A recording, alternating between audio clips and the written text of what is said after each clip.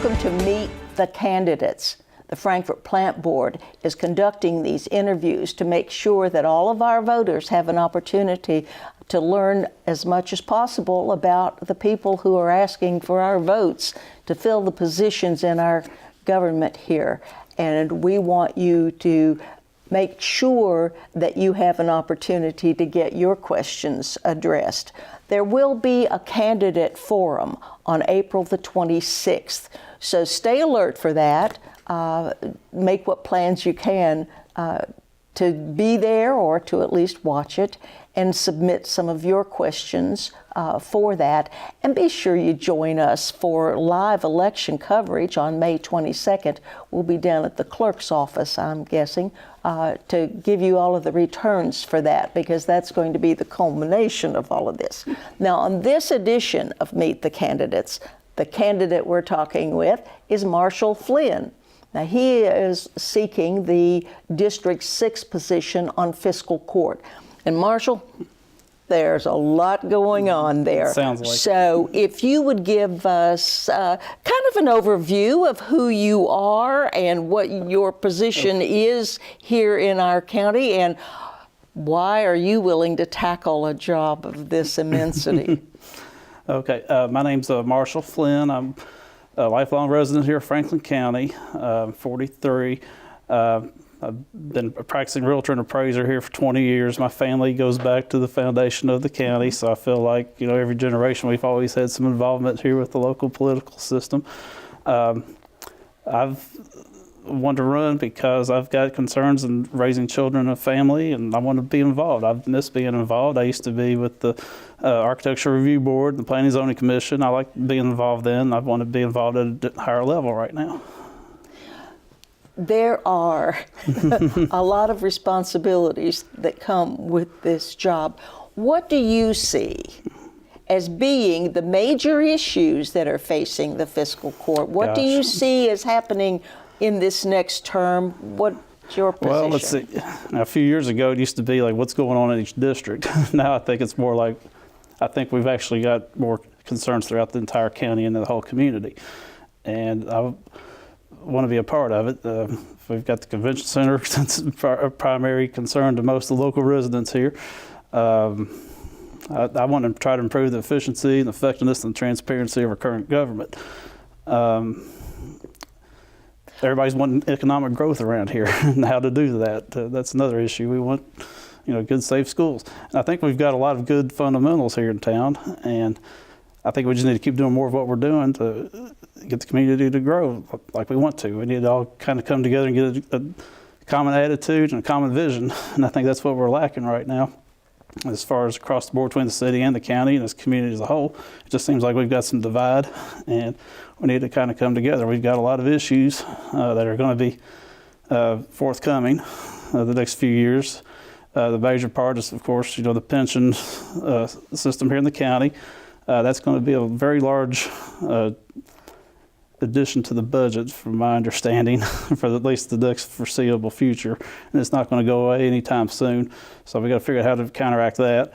We've got sanitary sewer systems going on in the southern part of the county that's probably going to come to the horizon here, and we've got storm sewer issues that seem to have not been fully addressed yet, and that's going to probably come back.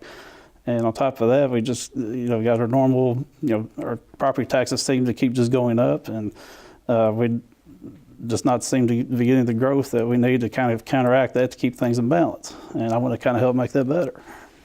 Let's expand on some of those. Sure. Those are really pressing issues, and we are unfortunately going to be called upon to deal with each and every one of them. Right. What are your positions on these issues? How do you see finding ways of addressing them and meeting them, especially as it comes to funding?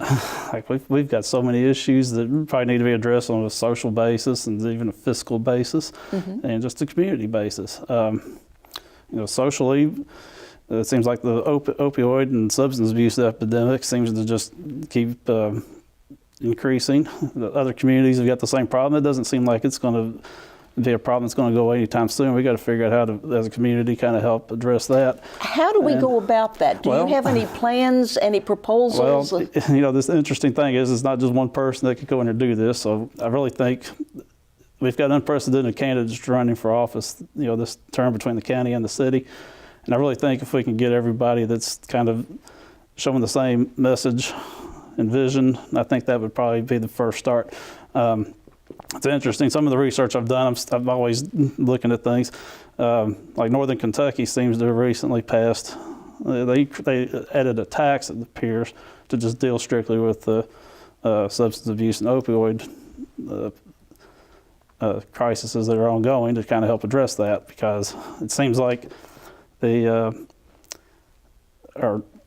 emergency care seems to increase all the time on all these runs and so forth. So I think, they're always going to need some extra funding on top of everything else that we have going on. So we need to just really get creative and I guess develop a good attitude on trying to help increase our tourism and so forth. The convention center seems to be like a very big loss to our community for the next foreseeable future. So we you get would something. be in favor of trying to find a replacement for that? Oh, absolutely. There's no question about that. I think we can't do without it. And I think the way the state's wanting to go about with their plans to increase housing and more commercial development and so forth in the area, they're going to need something like a convention center or something to help draw that. What would be your approach to funding such a? Okay, that's a real good question.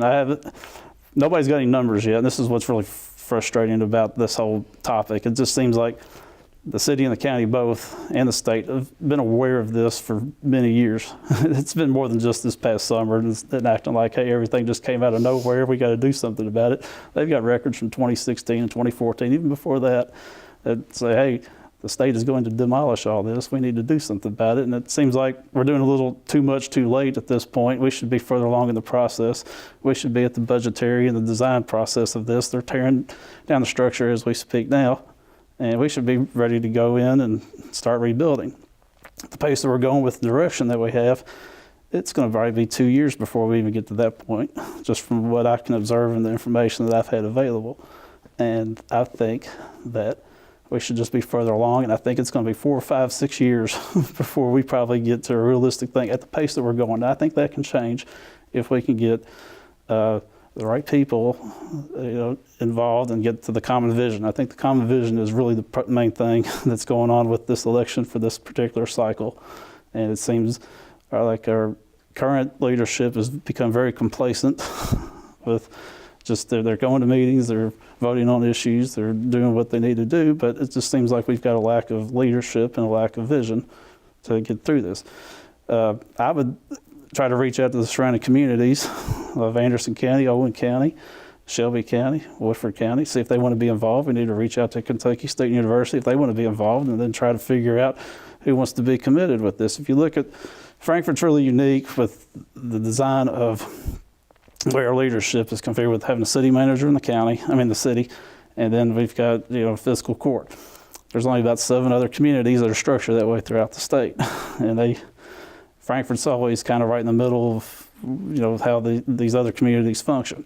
We're statistically with population and so forth, with having a river amenity and being kind of located where we are, we're probably more similar to an area like Paducah or Owensboro or Henderson. The interesting thing is everybody says, well, why can't we be like Owensboro?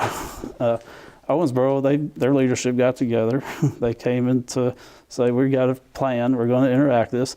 And they invested over $1 billion. Not a million, $1 billion. That's a lot of zeros there.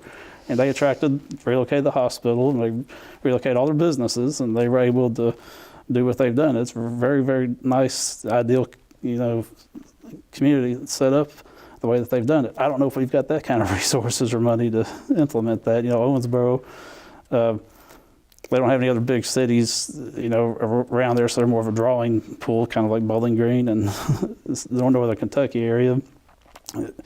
We're kind of competing with Lexington and Louisville a lot, obviously. If you look at us from a state capital standpoint of how big we are, we're probably more similar to Jefferson City, Missouri, their state capital, and they've got to go between St. Louis and Kansas City. They're further apart, but the principle's still kind of the same. They're promoted as probably the best small city to visit and live, and we should probably take an attitude like that if that's the direction that our community wants to go. What specific proposals do you think we could draw from them that would? I don't know. We need to go there and see what's going on. I like field trips. We should get everybody and talk to the people there and see what's going on. I mean, obviously what they do in Missouri and what we do in Kentucky is going to be completely different, but there's probably some ideas there. Tourism's probably a primary point, and Frankfort's always going to have. We should have good tourism. I think we do have good tourism. I think it's just going to keep increasing with the Bourbon Trail and branding. Which leads me to a question about the Frankfort, Kentucky distilling branding campaign. Right. How much involvement do you think there should be from the county with that, and how should we go about it? I think I'm always a little, resistant to saying let's go all in and do this. I like to kind of get a feel on things, and then if it's working, then let's keep going with it. I don't see a problem with contributing some resources towards that, and let's see what kind of reaction there is. But I don't like going all in and say, hey, let's just go and put $1 million into this, and if it ends up bombing, then I think that's kind of a waste of resources. But I will say that it seems like all the other surrounding communities, surrounding states, they're all getting into this branding of state and resources and so forth. So I think we should probably go along with it. It probably wouldn't hurt. We got to do something. We don't have the convention center here now, so we got to do something to help increase tourism. And that's really, we're really lacking a whole lot of involvement. We had so many out of county, facilities that would come here to, do things, and our local community is going to really be hurting on that. And the cost on replacing that is probably astronomical. It's probably going to be really high, but I think we've got ways of doing it. We got to look at bonding. We got to look at these other communities if they want to be involved with it. We can always amortize the debt, longer periods of time. We might be able to look at doing a local tax possibly. That's another thing that everybody's been kind of talking about the last year or two is, why does everybody that works here, why do they want to leave all the time at night and not stay here and live here? There's probably several reasons why. But in order to get them to probably permanently stay here all the time, I mean, we got to improve our roads. We've got to have sewer availability to areas where there's some commercial growth, particularly along 127 along the south part of the interstate. I mean, the sewer structure is lacking there. We've missed out lots of opportunities of commercial development to bring jobs in here because of a lack of sewer service. And I think we really just need to get this common vision and figure out what direction we want to go. If we want to just stay status quo, we can do that. If we want to. What do you see as the impediments for that? Why hasn't that happened? And what would you see as being potential ways of dealing with that? I'd say the last few years, in all fairness, we've every economy kind of suffered there in 2008, 2009. It's probably put a strain on resources. It seems like we've had to probably take care of some other local roads, and we've had our Plan Board sewer service that we've had to upgrade for the EPA requirements. We've had storm sewer projects. I mean, we've got, Frankfort looks like for the last 10 to 15 years, we've had, swim play study, we've had office property study, we've had, home street redevelopment studies, and it seems like we're just not following through with a lot of these things that we're trying to do. And I think the county needs to be more involved with the city as a community to really try to get some of these projects done. One of the things that we probably need to back up to cover is exactly what District 6 covers specifically for your position. 6th District, as far as what where it's located in Franklin County. Okay, sure. It's pretty much the northwestern section of Franklin County. It's what they call Bald Knob and the St. John's Road area. We come all the way down to about the interstate going out Louisville Road towards Shelby County. Come all the way into about where the game farm is, and then it kind of carries over out Devil's Hollow Road and the Bell Point and River Bend area, and then it comes down here to the courthouse precinct. And from the courthouse precinct, it kind of shifts and goes way up East Main Street, all the way up to about Rolling Acres area. And so it's kind of a diversified, all of the magisterial districts are also very diversified as far as the demographics and so forth. It's another thing I think we're lacking in technology upgrades. I really think that we've got to really get our county and our 911 system up to par. We have roads in this county that are not 911 compliant. The surrounding communities, they're so far ahead of us as far as some technology, in my opinion. From what I can see, I work 9 or 10 counties doing what I do with appraisals and so forth. And What's the impediment to that? Why hasn't that happened? I don't know. Do you know? No, I don't. I really don't have an answer for it. I don't know. I haven't been in office, so I don't. Some of this information's, you can dig and try to find out, but I don't know. But the clerk's office and the PVA office, we need the mapping programs. We don't have our mapping systems online like other communities. There's just little things that they could do to work together with the plant board, with the to work with the planning offices and carry over. And we need a technology upgrade, just to help with that. And well, I think that would speaking of help. the plant board, Yes. the plant board is sponsoring this series of Meet the Candidates interviews, and we'll be doing a forum and the coverage of the election. How do you feel about having a county representative on the Frankfort Plant Board's board of directors? Do you think that's something we should pursue, and if so, how do we go about doing it? I'd say, in my opinion, just from what I can observe, it seems like the plant board sewer system is no fault of the plant board, is no real fault of the city, but it seems like you go to other communities and where the public sewer is located, it's always within city boundaries, and it seems like, the last 20 some odd years, maybe even longer than that, sewer system's extended over into the county, and that brings up another problem. We tried to bring up annexation 20 years ago. That didn't work. It's never going to work because everybody's very resistant to, they don't want to pay higher property taxes, and I get that. But at the same time, plant board kind of encroached over into the county limits, just trying to look for revenue streams, and they probably expanded further than outside the city limits. So that brings up another tier of issues that may need to be addressed, if whether or not we need to go to a service base. Or our tax roll contributes about 20% of the local budgets here. That tax base is off. The current PVA is working hard to try to get that corrected. It hasn't been updated the way it needs to be, and it's going to take a few years to get that upgraded as well. I don't know if I answered your question, but anyway, as far as the county having a representation on it, I think since for the light of the fact that the plant board probably carries over into the county area, I think it probably just needs to be redesigned. I think it should be added, yes, just on the surface of things, unless there's something else in there that I'm not aware of. But in principle, it sounds like there should at least be one county representative on there, because I really think down the road, depending on how the sewer system gets done in the southern part of the county, instead of creating another county board, we might need to just merge that sewer system into the city. I don't know if that's feasible or not, but in principle it could be, and if that happens, then yeah, I think at that point we should probably have 2 to 3 representatives on each side, just like anything else, to keep it balanced. But if, of course, if the majority of everything is in the city, they probably need to carry the weight on it. But it still needs to, I think it's unfair to the county residents that get the services to not really have an opinion or representation on it. So I think on the surface, yes, they probably need to look that direction.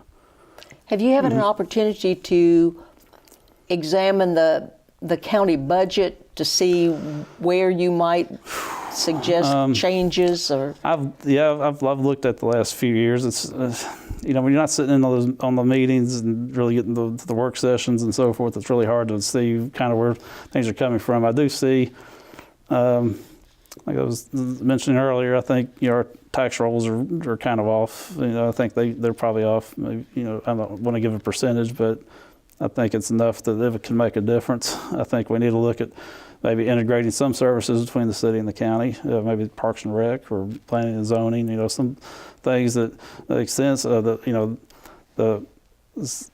what it looks like, I've got a young girl getting ready to play softball, and it's through the city Parks and Rec program, but where they're playing at Lakeview Park, which is a county program. So, some things like that I think we can at least look at for the feasibility. Then the fire departments, the county fire department has sent out a questionnaire where they've always got a question of, do you think the city and the county should merge fire departments? That we never really had that discussion from what I know between the city and the county. I don't know if that's feasible or not, but that might be something else we need to look at, see how other communities are doing it. But I think there's room to kind of blend in some of our resources, because I don't think the annexation is going to really work at this day and time around here. So we've got to look at other ways, and maybe that will improve revenue if we cut some expenses and so forth. We've got some streets in here that are in the city in the same subdivision, then you got another one that's in the county, and it's real frustrating because they get two different garbage services and the response times and so forth. And we got to kind of blend in some of this stuff and try to make the improvements where we need to. Do you have any proposals for accomplishing that? I'd say if it's worth discussing, let's bring it to the table. We need to bring all these issues up one by one over time and make the most sense of it. So if it's working the way it is, we'll leave it alone. If it looks like it can be improved, I really support maybe integrating some services if it's in the best interest of the community. A question that has come to my attention that I had not previously been aware was under contention is Sunday alcohol sales. Okay. What is your stance on that, and why? It's always a sensitive issue. I will say, if you look at some of the surrounding communities and the ones that have adopted it, they've also seen probably positive economic growth. So I think, again, if it comes back to what kind of a vision and so forth that this community wants to rally behind, I think we really need to put that up to the voters and let them decide. Me personally, I don't really personally have a problem with it, but I'm not want to be the person that enacts it. I really think it needs to go back to the citizens and let them vote on it. You did mention more openness, accountability.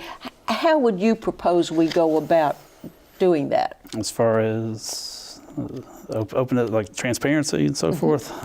Well, I think if we get the technology upgrade, I think that would help. You look at Georgetown, they've got all their meetings online and so forth, and the maps. Anybody in the community can go there and kind of look up anything. Danville's really on the front end on it. I think we're lacking behind. I think that would kind of help a lot of things.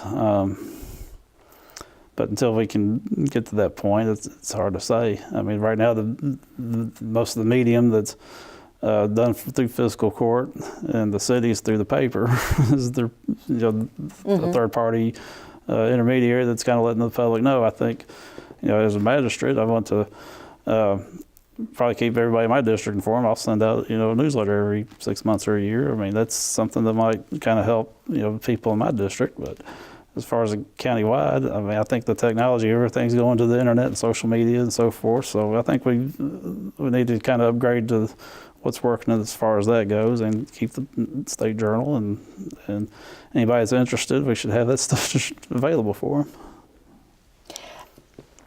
I want to make sure that you have an opportunity to cover everything. So is there any kind of an issue that we have not discussed at the moment that you feel should come to our viewers' attention? I can't think of anything right off the top of my head unless you've got something else there that you think. No, I think we pretty well covered it, but I would like to give you a minute to look in that camera and address the viewers and tell them why you are the best candidate and why they should vote for you. Okay. Let's see, my name is Marshall Flynn. I'm running for 6th District Magistrate. I really feel like I'm probably the most effective candidate. I've running for the office. I've lived here for my whole life. My roots go back really deep. I've involved surrounding communities doing real estate appraisals and so forth, and I have a vested interest in this community. I'm very open-minded. I think that we can get the common vision and move Frankfurt forward. And I humbly ask for your vote on May 22nd. And we certainly want to make sure that you're aware of the April 26th forum and the live election coverage on May 22nd. So be sure and join us for that. And by all means, come back for more of Meet the Candidates.